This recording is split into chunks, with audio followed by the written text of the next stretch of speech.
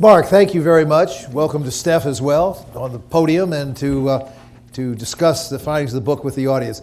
Let me just start and then open it up to the group, but let me just start by pushing you both a little further on the theme of the very last slide, whither North Korea. And Mark, you alluded to it, but only very briefly. From what you've learned with these surveys, what do you think is the chance for regime collapse? Is there evidence from this body of work that gives you any additional insight as to whether things are so bad and the threats to regime stability are so great that there might actually be some unexpectedly early regime change, the way there was in Germany, the way there has been in a number of other divided countries in the past? Steph? Well, let me take a stab at that. First of all, I don't think that many of us know what collapse actually means. I mean, it's a term that's bandied about. Fareed Zakaria has mentioned it, but what it would actually mean for the regime to collapse is a little unclear at the outset. But I would say that if you look at the nature of the succession, there's really been an effort to build institutions that are going to support the successor. And if you look back at the Kim Jong-il transition, it took about 20 years for him to rise through the party and to get to a position where he controlled the levers of power. And the regime has been slow in doing that for the third son. But they've really tried to develop and reinvigorate institutions like the party, the National Defense Commission, the military commission within the party to kind of support that transition process. So if there were to be a collapse, it would seem to me it would have to come from the center of the system, and I don't see that. I don't see anything in civil society that would lead to a kind of Egyptian phenomena. You don't have the mosque, you don't have the church, you don't have the unions as you did in Poland, you don't have the kind of players that could come out in the street in an organized way and force change through that mechanism. But I think that the implication of what we're saying is that this is going to be change within the regime rather than of the regime, as it becomes more difficult for the leadership to continue on the path that it's pursued in the past. And I think that's about the most that we can hope for, and that's what we should be trying to encourage. The one thing I would add to that is that one of the questions we asked in the South Korea survey was views towards unification. And there's overwhelming support for unification on South Korean terms. There is very little support for any kind of third way solution in which North Korea would remain an independent state, but with a non-Kim Il-sungist government. And there's really zero support for maintenance of the status quo. We also asked the people, what were your views when you were still in North Korea? And what were the views of your friends and family? And obviously, there's no way for us to verify the responses on that set of questions. But those questions also portrayed a population which was really interested in unification. Let me ask one other big picture question and then turn to the audience. You made some remarks, Mark, about what the outside world should do. Continue humanitarian aid without regard to the regime, but you didn't go too much further beyond that. Are there insights from the surveys that help figure out what outsiders, the US, but the world more broadly, South Korea in particular, can do to promote at least the more feasible, least infeasible kinds of change in the North that you're talking about? Are there other lessons you gleaned from the refugees? What would they like to have seen? What would have helped them to at least have less disastrous conditions and help to modify the society to some extent? Well, the bumper sticker is IFC, not World Bank.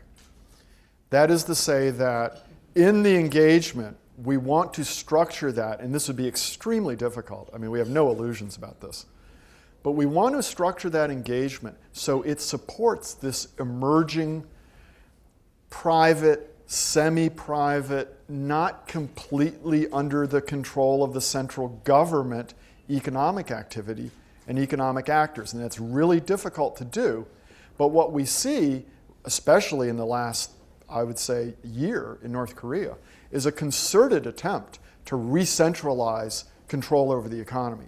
So what we should be doing when we engage is we should be trying to support the decentralization, to support people outside of Pyongyang, to support people who are not entirely connected to the central government.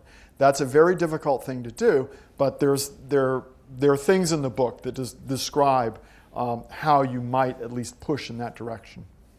Let me just follow with one issue that has to do with information. I think one of the lessons that comes out of the book is the significance of information for this kind of regime. I mean, the importance of getting people into North Korea from the outside, getting North Koreans out of the country, having them come and visit Peterson, get seminars on the world economy, how the world functions. Because we know that individuals within North Korea are aware of their circumstances increasingly.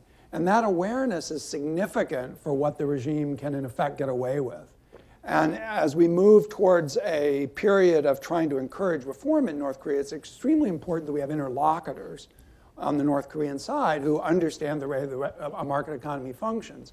And the extent to which that currently is in place in North Korea, I think, can't be underestimated. I mean, we really are talking about a dearth of human capital on the economic side. And so, anything that plays with visas or tries to restrict North Koreans from coming here or granting them fellowships or supporting asylum, all of those things seem to us very short-sighted policies if we're looking at the long-run transformation of the country. Okay, let's open it up to the audience for comments, questions, observations, and further assessment. Mr. Ambassador, why don't you introduce yourself, just tell everybody who you are and what you do, and then fire away. Okay, my name is Bob King. I'm the Special Envoy for North Korea Human Rights at the State Department. You've done a great job. Would you like my job? No thanks. A couple of questions that I have, sort of two divergent ones. One is on the information issue. You've indicated a much greater exchange of information, more information available in North Korea than has been available for a long time, and a lot more, quite frankly, than a lot of other people think maybe is there.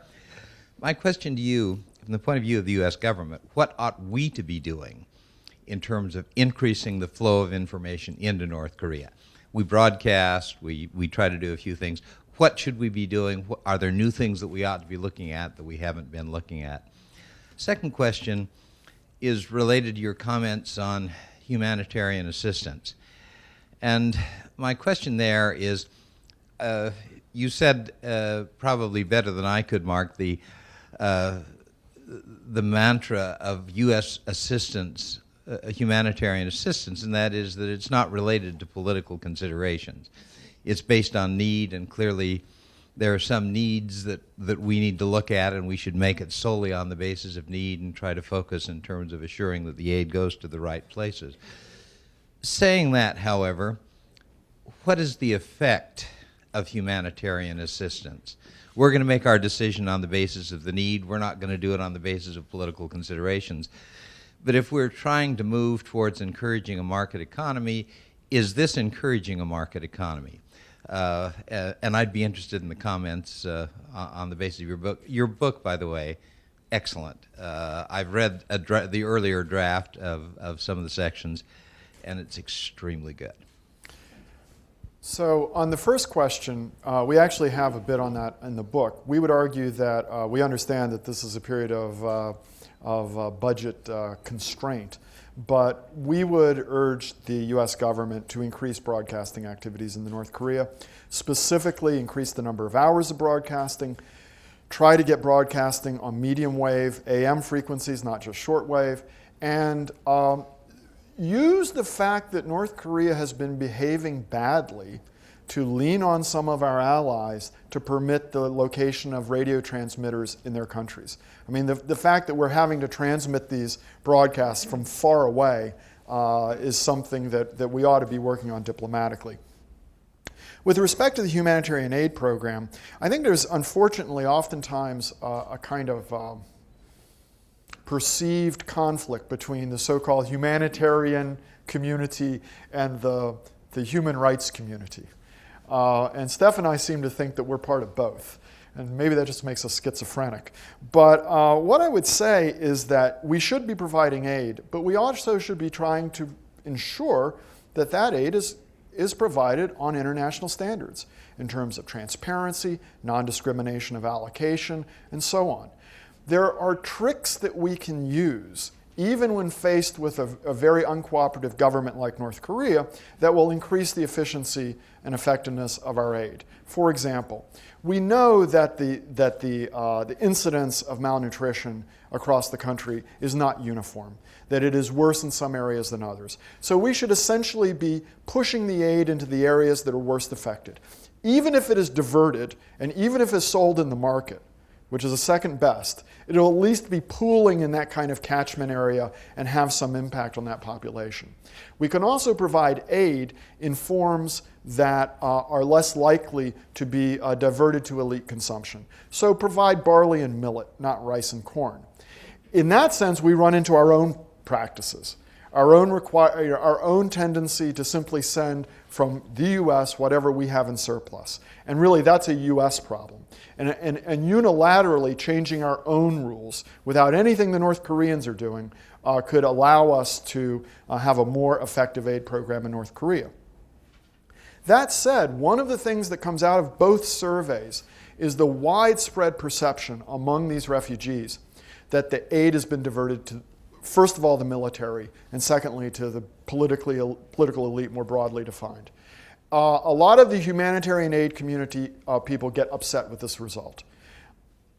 Don't shoot the messenger. I am just bringing the news that when you ask people, did you receive aid, they largely say no. And when you ask them, where do you think it went, they say it went to the military. And so I think there's a real issue there, and I don't think we should try to ignore that.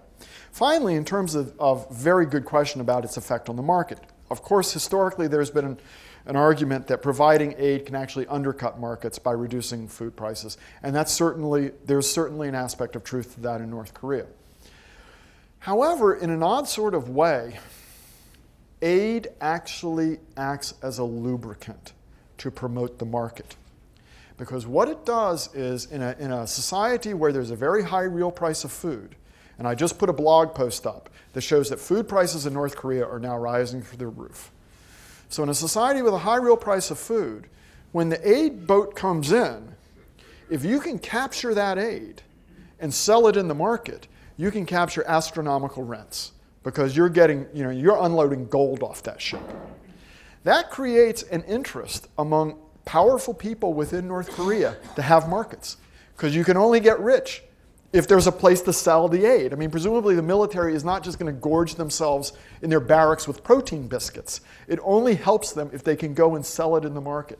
So weirdly enough, this is a case where, yes, it tends to depress the price of food, which is not to the advantage of the farmers, but it also has this funny corrupting effect to encourage the existence of markets, even if in some larger meta sense, the regime would like to shut the markets down. Steph, additional ideas? Yeah, let me just say one thing about how the conversation over humanitarian aid should ideally evolve. And you tell me whether there's any practicality in this, since you're the person in the hot seat. I think what we've done in the past is we've tried to do our best to define a humanitarian program that met international standards, knowing that it was not possible that would occur. I mean, for example, those of you who know North Korea know that the aid actually passes through the public distribution system, which sort of puts us at a disadvantage. But I think that Mark and I agree that the delivery of humanitarian assistance should always be coupled with some dialogue with the North Koreans about why they're in the circumstances that they're in. And once you open that up, quite significant issues come to the surface. I mean, obviously, North Korea doesn't have a comparative advantage in the production of food. And so over the long run, the core is going to be for them to export other stuff, like the South Koreans did, and import foodstuffs. And that's critical for them being weaned from humanitarian assistance, and they should be told so. They should have the capability and be earning the foreign exchange which allow them to import. And similarly, we need to have a discussion about the cooperative system. I mean, it's been a failure. Part of the low productivity in agriculture is a function of the fact that they're trying to do something you can't do. And I just don't think it benefits North Korea to not have those discussions in the context of providing humanitarian assistance. So, and in some cases, these are connections which aren't necessarily seen It's not apparent to the North Koreans that reforming the external sector has an influence on the food situation. And we have to continually be making those links to the North Koreans in conversations with them. Okay, there were a number of other hands. Yes. Hi, Joe Winder, past president of Korea Economic Institute. Great job, guys. Most European countries have embassies in North Korea. Have you gotten any feedback from them, from people who've lived and worked in North Korea in the diplomatic community, about their conclusions based on their time there and how they jibe with what you come up with your interviews with refugees? I wouldn't want to generalize about every European diplomat who's ever been posted to Pyongyang, but I would say that we talk to them. They are a source of information for the sorts of analysis that we do, and that our conversations with them about their personal experiences are largely coincident, if not completely coincident, with the sorts of analysis that we put out in this book and in our previous book on the famine experience in the economy. Thank you. Let me just say one thing very quickly about this, and I think it's a problem a lot of us have with respect to information coming out of North Korea. Pyongyang is not North Korea. Right. And I don't discount things that come out of the mouths of people who say, I was just in Pyongyang but it's almost certain that inequality within the country is increasing quite dramatically, and some component of that is spatial. That Pyongyang is provisioned, there's building going on in Pyongyang, there are large general markets in Pyongyang, there's a pipeline from China into Pyongyang with respect to consumer goods. But if you look at the aggregates on something like food, it's very clear that Pyongyang is not the country. And so sometimes there is a little bit of a syndrome of Pyongyang-itis, in the sense of people seeing Pyongyang and thinking, well, the situation's not so bad. But then when you add it up, for example, with respect to food currently, we know that there are shortages. And they're just not distributed in the city, for political reasons. And so we also have to remember those observations may be colored by that bias. Thank you. Yes. As I am Jun-Guk Hwang, political minister from the Korean embassy. I agree with Ambassador Bob King that your work was excellent. This is very good analysis. And I would like to take this opportunity to express how impressive and how grateful we are as Korean and especially as Korean public official that sometimes I feel that some Americans are more interested in North Korean situation than Koreans, and especially the humanitarian conditions. I'm very grateful for that. And my question is that the current administration, Korean administration, actually did not provide food and fertilizer assistance for the last 3 years. The previous two governments, about 10 years, they provided 500 tons of rice and 300 tons of fertilizer almost every year. But we stopped that. And for different reasons, American government actually tried to provide food assistance, but it was stopped 2 years ago. The 300,000 fertilizer is tantamount to about 500 tons of rice, in terms of the production capacity. That means we actually stopped almost 1 million tons of rice assistance per year. Then in 2009, the North Korean government tried to re-centralize the economic system and shutting down the markets, right? And then, as you know, that the black markets, they emerge again, and it is very, very difficult for North Korean regime actually to control the emergence of markets. My question is that the stopping of humanitarian assistance, almost 1 million tons of rice from South Korea, actually helped the emergence of unavoidable, the emergence of markets, black markets, because the North Korean regime actually cannot provide enough rations to the people. So they actually cannot support the livelihood of North Korean people. Then inevitably, they just allow some black markets to emerge. Thank you. Well, I think that what you say is very closely linked to a comment that Steph made a few minutes ago. Much of the aid that has been provided to North Korea has gone through the public distribution system, which is the government-run quantity or rationing system. And in particular, I think a lot of the South Korean aid, South Korea faces the same political economy that the United States does. You have surplus rice, so that's what you want to send to North Korea. And initially it was going mainly through Nampo, which is the port for Pyongyang, so the rice was basically just going to Pyongyang and being consumed. There were subsequently some reforms in South Korea's policy so that you were distributing food more broadly.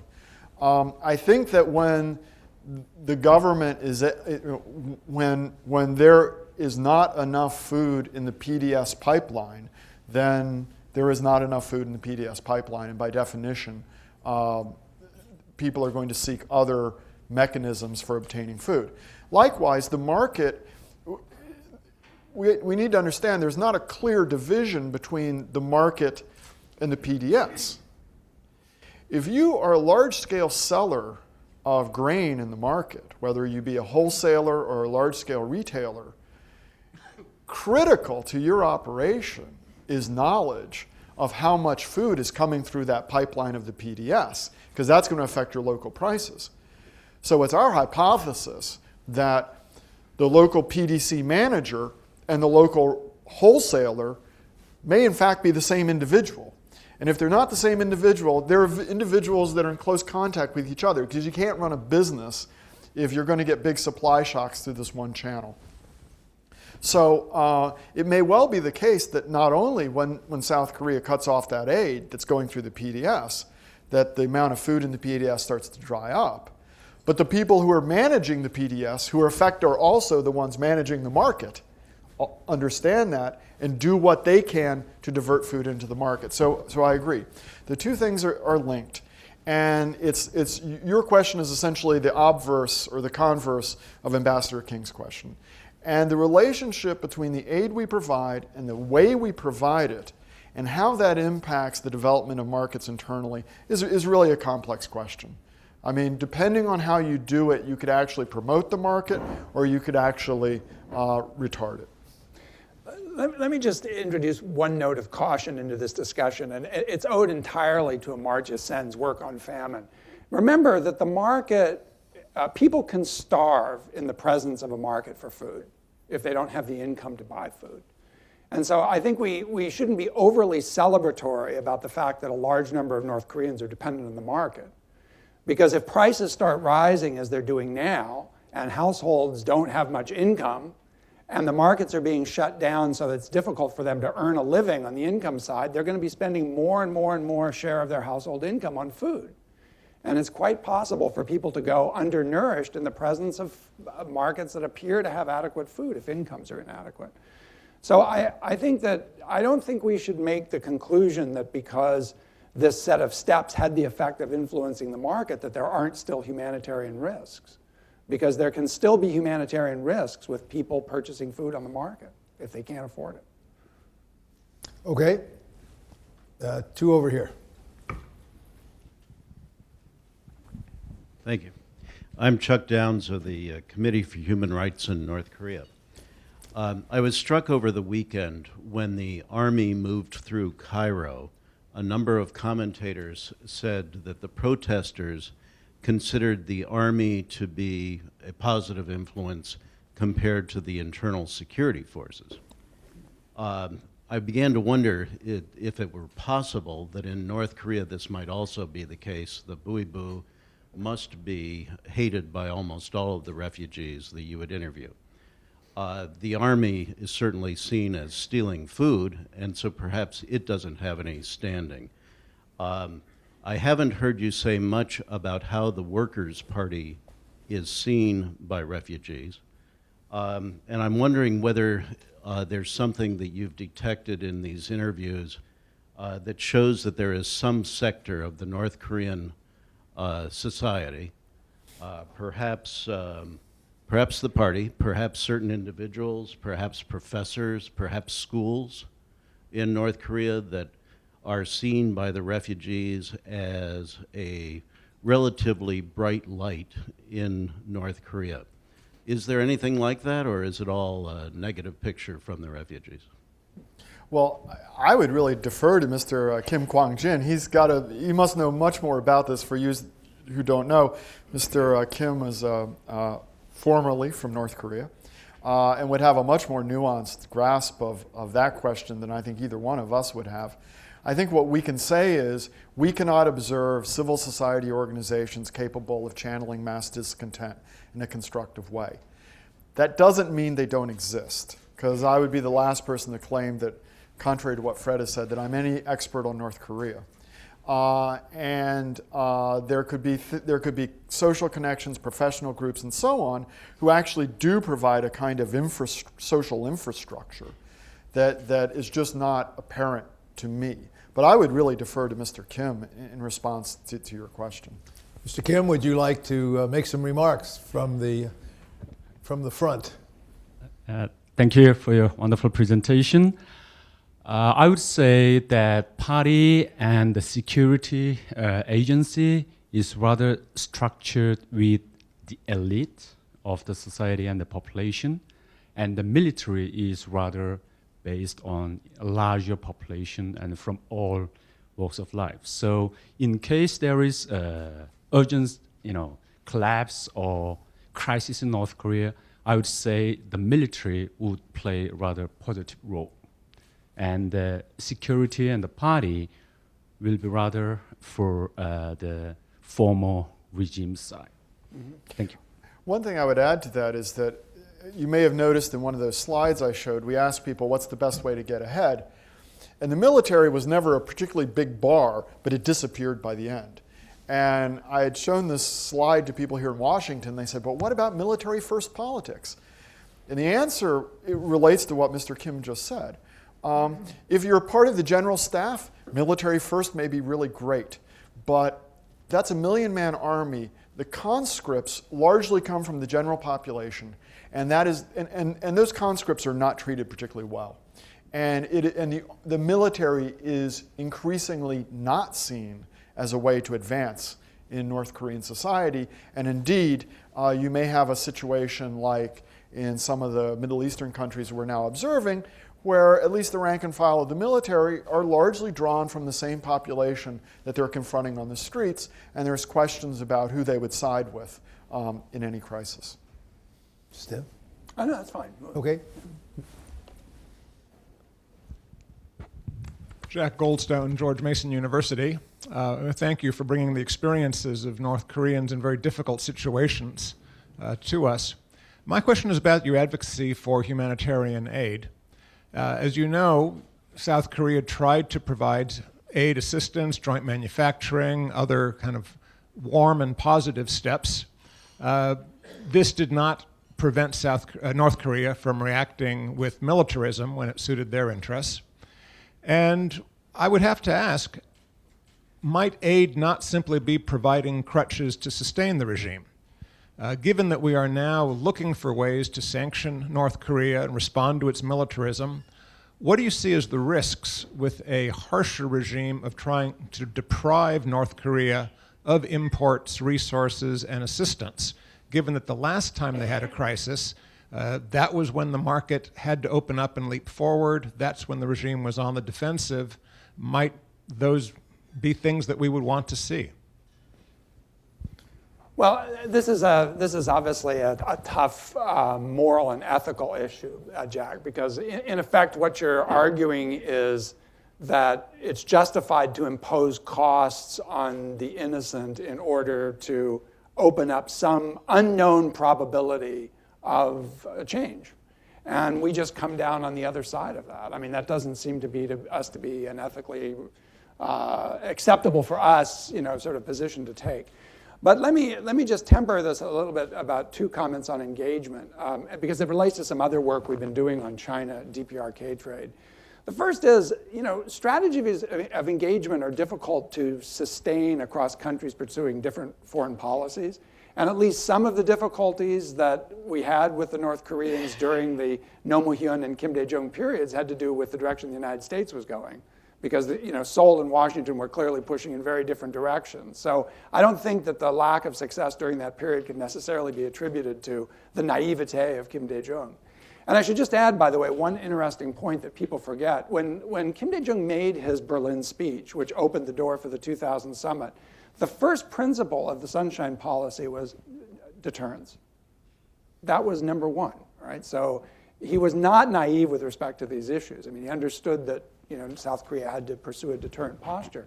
But the other thing to remember is that the U.S. and the South Koreans and the Japanese don't control North Korea's foreign economic relations. And the Chinese are not going to stand by and watch this go under.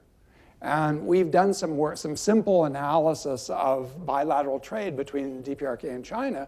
And we found that basically the imposition of multilateral sanctions had no effect on commercial trade between the two countries. To the contrary, the Chinese actually compensated for the losses that they were experiencing from Japan and South Korea. So I think that's an unfortunate fact. I wish the Chinese were different. I wish they approached the problem, but they're not. It's not going to happen. And so I think anytime we're talking about what we can do, we have to remember that China is going to pursue its interests with respect to North Korea as it sees it, and we have to factor that into our analysis of what we can do. I'd like to just add one thing, because I think you may have inadvertently conflated two things in the question. When we're defending humanitarian aid, we're defending, sending barley to Chongjin. That's very different than the Kaesong industrial complex. I mean, that's that or other forms of development assistance, which we think are more properly conditioned on political developments. So we make a clear division there, and even in terms of those engagements, again, you can structure things to push the developments in the direction you want. So in some sense, the least objectionable, I think, to any of us would be barley to Chongjin. And probably the most objectionable would be dollars or euros going straight to the central treasury, right? Now, even barley to Chongjin is implicitly balance of payment support, and I myself did work in the book that Fred mentioned, Avoiding the Apocalypse, that showed that their reaction to that balance of payment support was to cut commercial imports of food, take that money, and you can argue they bought the Kazakh Air Force with it, right? I mean, we're aware of this, but I think it goes back to Steph. On the really narrow humanitarian aid issue, we really think it should be divorced from politics, and it should be structured in ways to try to get the outcomes that we want to see in terms of amelioration of suffering.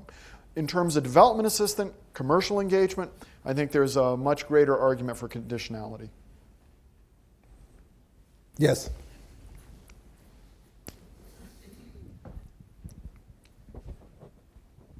I'm Harry Wu from the Laogai Research Foundation.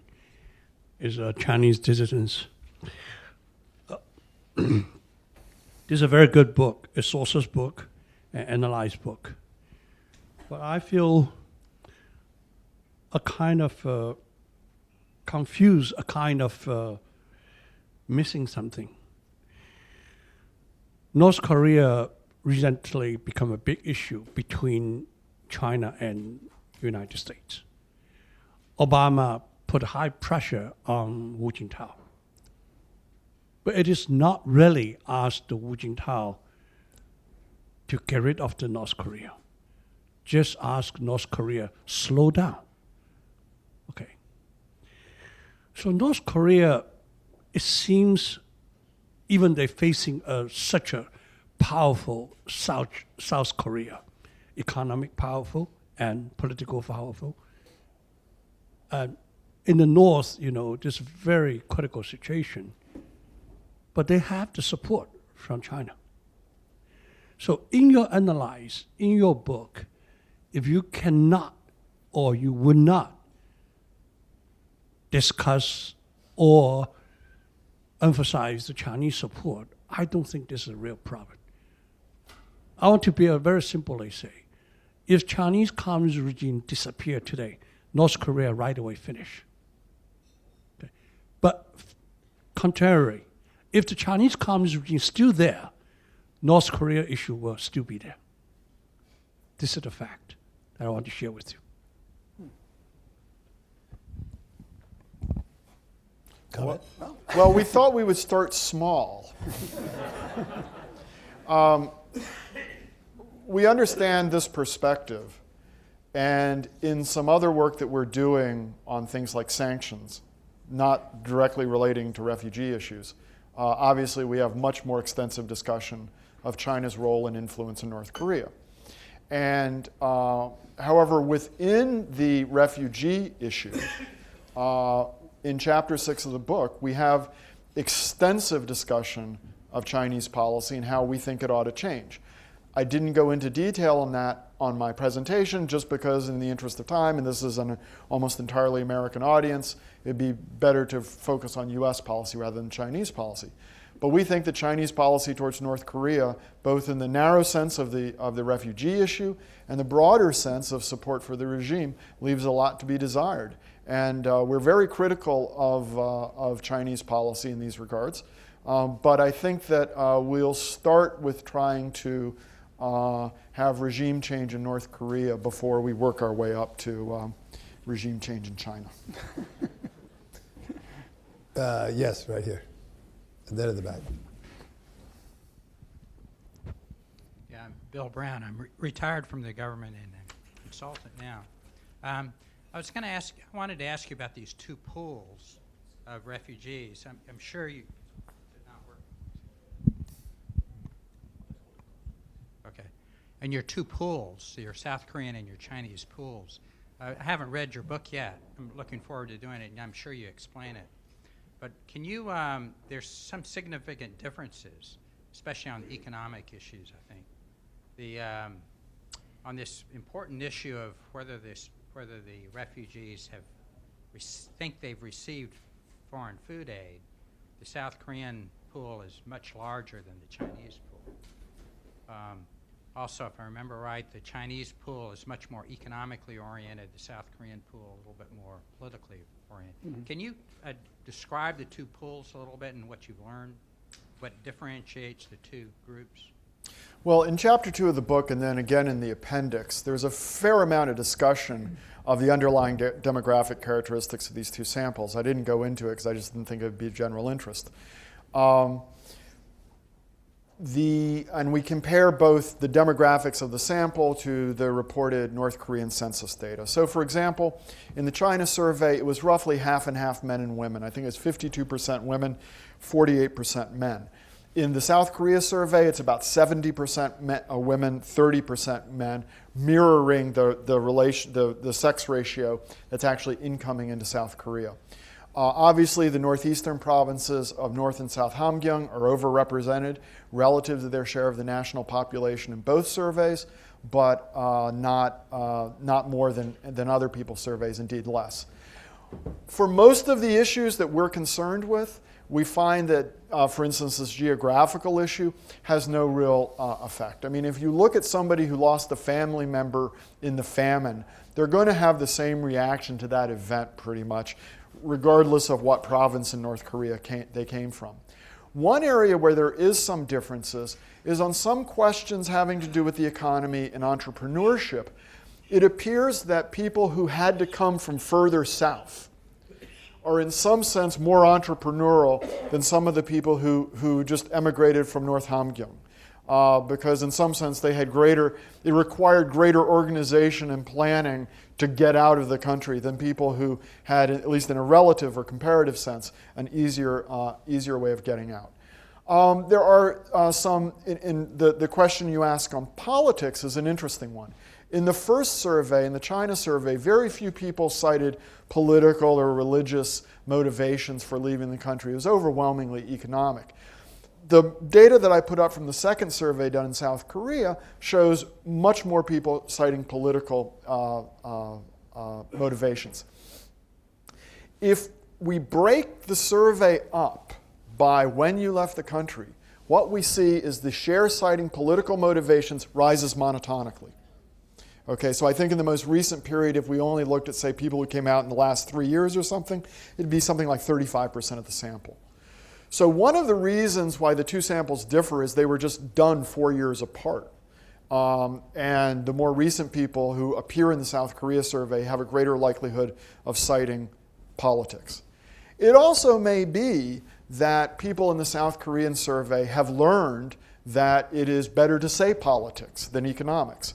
One of the things we go into quite rigorously in our analysis is to try to understand if time outside of North Korea, and in particular time inside South Korea, has affected people's pattern of responses. On the factual stuff, how much of your money did you earn in the market? How much did you get at your state-owned enterprise? How did you spend your money? Those kind of factual issues, there's absolutely no socialization effect. In some of the politics issues, what do you think about, what are your aspirations for the Korean Peninsula or something like that? There may be more evidence of some socialization effect of being in South Korea. And one of the particular things is, South Korean sociologist who's done a lot of work in this area argued to me, was that people may have learned that it's better to say political, and people may be ashamed of their poverty. So they're ashamed to say, when I was in North Korea, I was impoverished. So rather than say, I was impoverished, they just feel better about saying, no, I left for political reasons. So it could be because political reasons are really increasing, which is what we see in the data. It could also reflect some of these kind of psychological dynamics in terms of the response. In terms of the thing about how many people received aid, yeah, there are differences between the North and South Korea surveys, but Bill, don't kid yourself. The share that said they received aid in the South Korea survey is about 25%. I mean, it's still a small share. I mean, most of the people who knew about the aid program, and remember, that aid program at its peak, in principle, was feeding more than a third of the population. In both surveys, a significant number of people say they've never heard about it, and then among the ones that did know about its existence, the big majorities in both surveys say, we were not beneficiaries. And big majorities say, in both surveys, it went to the military. That does not establish that that is a true fact, but it does establish that this appears to be a widespread perception within North Korea and attests to the North Koreans' perception of the centrality of the military in their own society. Let me just make one small observation about the process of getting out of North Korea. One of the early chapters in the book, I think it's the first or second one, talks a little bit about how people actually get out. And one difference that's likely to characterize the Chinese survey may have to do with something like resources going into China and including education. There are educational differences between the two parts. And so someone who goes into China walks across a frozen river and then exists in the interstices of Chinese society, Korean Chinese society, because this part of China is heavily Korean Chinese. But then if you want to get to South Korea, that's a whole nother task, right? And so the refugees that moved on from China successfully to South Korea, you're already selecting out a group which may have, for example, the ability to pay a network of smugglers, because the way that people get across these borders is pretty much like you get across the US-Mexican border. You've got people who are specialized in doing that. You pay them, they manage to get you a passport, they manage to get you a port, they manage to get you out. So there's probably some difference that's just based on capacity, and more of the people in China would probably go to South Korea if it were easier to do so. One of the most fascinating results that we found is that when we interviewed people in China and we asked them, where do you want to go? Roughly 2/3 say South Korea. The next largest preferred destination is the United States at, I think, 19%. When you analyze the pattern in China is third. Now, if China would regularize these people in some way, a much larger share might be willing to happily live their lives in this Korean Chinese community. But under the current set of rules, at least, where they're treated like illegal aliens that can be deported to North Korea, they don't want to stay in China. But what's interesting is if you analyze the demographic characteristics of where people want to go, older, less educated people want to go to South Korea. Presumably stronger family ties and possibly greater concerns about their ability to function in a non-Korean language environment. Younger, more educated people, they want to come to Disneyland. And it is the most striking thing, given that they have been exposed their entire lives to virulently anti-American propaganda. But you ask them where they want to go, they want to come here. Okay, question in the back.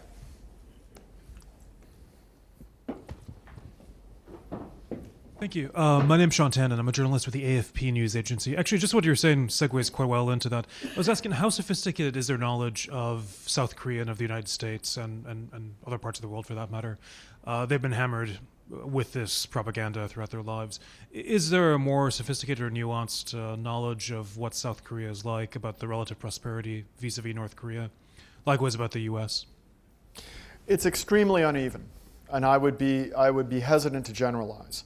One of the things that is striking, and it fits very much into what Steph said about the secondary migration, is that you have a phenomenon in which people leave North Korea for China, sometimes with remarkably little knowledge of what they're doing. I mean, what they're getting into. It's word of mouth primarily.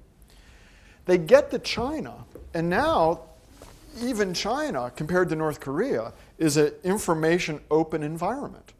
And they start finding out about South Korea, and their reaction was kind of like, hey, this is not so bad, China, but South Korea is even better. And so then you start this process of accumulating resources. If you haven't already arranged for transportation to South Korea, you start accumulating resources to make this second on migration to a third country like Mongolia or into Southeast Asia to then make an asylum claim to come to South Korea. So I say it's very hard to generalize about the level of information.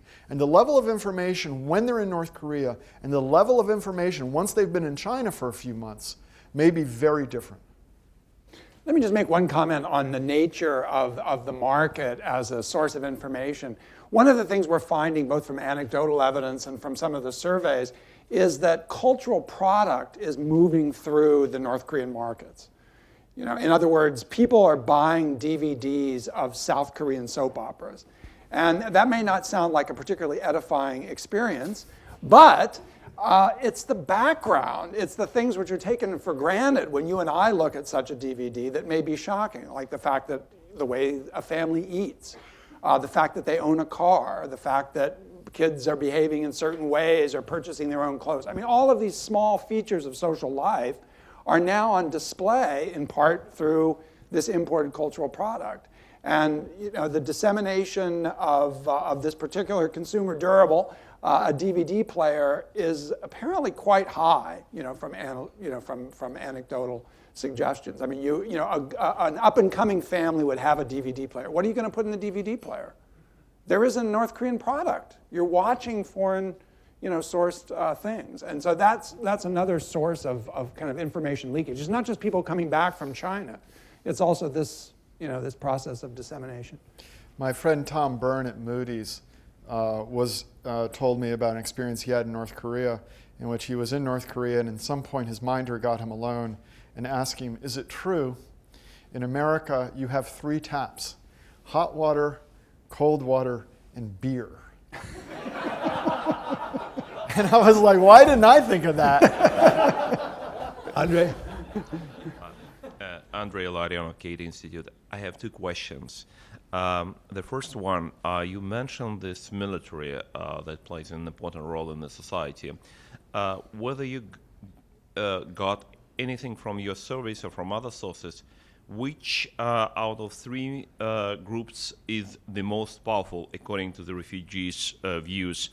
Party officials, military, or secret police? If there is any question of such type you raised. And second question, you started your presentation with mentioning the heavy psychological stress amongst many refugees. How this psychological stress is being treated among those refugees who stayed here in the United States and in those who is in South Korea? Is it going somewhere, somehow, or ways better? Anything about that? So you want to take? Sure. Well, I'll start with the second question. The South Korean government has a very well-developed program for trying to integrate refugees into South Korean society. Basically, they pass through a standard security screening. I mean, there's concern about espionage and so forth. But then they go through a program that's run at an institution called Hanawan, which basically provides them an introduction to life in the South. And some of the more recent psychological work that's been done by Korean psychologists is starting, I think, to paint a somewhat more hopeful picture of the ability of citizens to come through this process and adapt. But it's like any population that's coming in that's low income. There are language barriers, which we don't think of. There's prejudice in South Korean society. There are problems of criminality and so forth among the group, among those who can't adjust. There are adjustment processes in moving to South Korea. And we've seen some evidence of North Koreans landing in South Korea and then wanting to on-migrate because they feel that it's more foreign than they had anticipated. So I think it's a very mixed picture. It's like any low-income immigrant that is adjusting to a very strange place, despite the language. And the first question on the military, I mean, unfortunately, one of the things I've learned about doing survey work is you always figure out the perfect question to ask after the instrument has already been distributed. And I see several of you nodding your head. We didn't ask any questions specifically that dealt with, how do you view the Army versus the party versus the secret police? But there are two things that were germane in the surveys. One is, your comment notwithstanding, and I think he's right, that the military could play a more positive role. We do see questions that suggest that the military is involved in diversion of aid, for example, that they believe that they're benefiting disproportionately from external assistance. And then with respect to the police, there's a chapter on the prison system, which Mark mentioned briefly. And the treatment in these facilities is really horrible. And even though Mark said this, I want to repeat it. One of the striking findings of the book is that many outsiders have been focused on the large gulag, the prison systems that are holding essentially political prisoners, where you're incarcerated for life with your family with very little chance of getting out. But what we find is that these small detention centers at the local level, which are housing people who are guilty of various economic crimes, like engaging in market activity, that the conditions in those settings are as bad as those in the large prisons, even though the sentences are shorter. And so it doesn't take much to infer that this group of people has a very adverse view of their treatment at the hands of the penal system. And it's just surprising the number of people who pass through the penal system in North Korea. I mean, it's very difficult to stay out of the reach of the law because so much is illegal. Yes, right here. No, the young lady right there. Hi, Jennifer Lee, McClarty Associates. I don't know how relevant this would be to the overall broad economic sense of market activities or whatnot in North Korea, but I know that there are a lot of underground Christian Protestant missionary work being done in northern China, Yanbian and the like, near the border. And I was wondering if in your survey you noticed any difference between refugees that were beneficiaries of these goodwill missionaries who did unofficial good work, or even being instated into South Korean society, where South Koreans are very heavily Protestant, and if that had any kind of, if you saw any kind of interesting or significant details relating to religion at all. Well, one of the things we discuss in Chapter 2 is the assistance that this informal network of churches in the border region provides for people coming in. Initially, when large numbers of North Koreans began leaving in the late 1990s, the Chinese government appeared to be to simply allow the churches to function as essentially welfare agency. The state, instead of the state organizing immigration intake, they just let the churches take care of these people. As the problem, or as the phenomenon continued on, the Chinese government was less content to handle things that way. But one of the things we documented in the book is the role that these churches play as a kind of helping or assisting people in terms of intake. We didn't find, I think, in terms of some of the work we did, a lot of impact on their subsequent ability to succeed, so to speak. I mean, what kind of long-lasting impact that had. But I think it's a very interesting question for future research. Let me just say something very briefly about this, because if you don't know it, there's a very strong Protestant tradition in the northeast part of North Korea. And one thing that could happen in the future is the proselytizing activities of Chinese Korean Christians going into North Korea.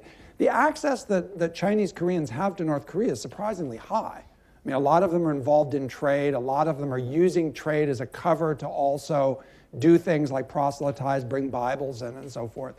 You know, I hadn't thought of this before, but this is one type of organization that could actually take root in North Korea. And when Mark and I were up along the Chinese border, we met a quite extraordinary guy who was working these networks of Korean Chinese Christians going in.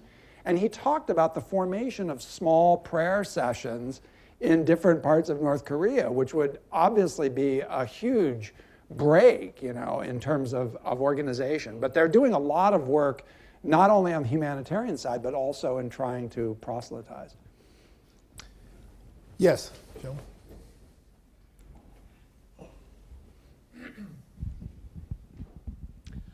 Joan Nelson, American University. My question is, probably goes beyond the evidence from the surveys with refugees. But I'm wondering whether you have picked up clues on the ways in which the North Korean military, ways in which their involvement in growing market involvement is becoming kind of institutionalized and penetrating the military itself in ways which might then shape future developments. No, this is an extremely important question, and like anything else in North Korea, it has sort of sides that you can see as having almost a progressive element and those that are quite troubling for the way that the regime evolves. You know, to run a market economy requires an underlying logistics infrastructure, and basically the military is the provider of that infrastructure. You know, you can see in smuggled photos 2.5-ton military trucks with a bunch of civilians on the back hauling things around. You know, they're the bus system, they're the transport system, you know, they're providing a kind of logistic infrastructure, but they're also taking their cut out of that. And so the whole question of how the military has been forced into economic activity, which of course goes back to the famine when basically low-level military units were put out on their own. I mean, don't think that the conscript army is fed all the way to the bottom at a high level, right? I mean, units are basically, military units are on their own with respect to raising chickens and farming and even engaging in commercial activity in order to sustain themselves, particularly during times of shortage. But then the question becomes, if they become sustained market players, is this a form of corruption? And the obvious answer is yes. And then, you know, the market economy is interlaced with officials and military personnel who are acting in these dual roles as exploiters of their resources and at the same time as market actors. And I just, you know, whenever we think about North Korea moving towards a market economy, we have to remember that this is a very strange market economy that looks a hell of a lot more like China than it does South Korea. Because you've got so many official players that have to be playing a role in this process. I mean, it just simply wouldn't work otherwise. Okay, final question in the back. Tom Cochran with NRDC. A couple of years ago, I heard a senior Defense Department Army official who had spent a number of years in South Korea said you could best understand North Korea if you don't think of it as a country and a government, but as a crime family of about 1,000 people. I wondered if you agreed with that sort of assessment, And if you did, what are its implications other than what you've already described for policy? Well, I mean, there is clearly some basis for this characterization of North Korea as being a kind of soprano state. I think it was Jim Pristop actually who first said that if they were not a sovereign government, we could indict them under the RICO statutes. There's an external aspect of this, as you know, in terms of smuggling, counterfeiting, and so on. Mr. Kim would actually be the expert on that. And then there's this internal aspect that I depicted, in which the state is increasingly an agency of extortion. And in terms of that latter view, one of the things that we didn't get into in the formal presentation, but we'll just leave you with as a final thought, is that the North Korean state, I think of the North Korean state as a surfer. They're trying to maintain their balance on top of this dynamic shifting foundation. And on the one hand, the sorts of corruption and criminality, extortion and economic predation that are depicted in our book, on the one hand, that's a kind of safety valve. You don't have to pay your low-level officials, a full living wage if they're able to predate off their neighbors. But as that occurs, the parochial interests of those low-level officials may begin to diverge from the interests of the central government. And one ends up risking degrading or corrupting the very instrument of control. And so it's much like the previous question with the military.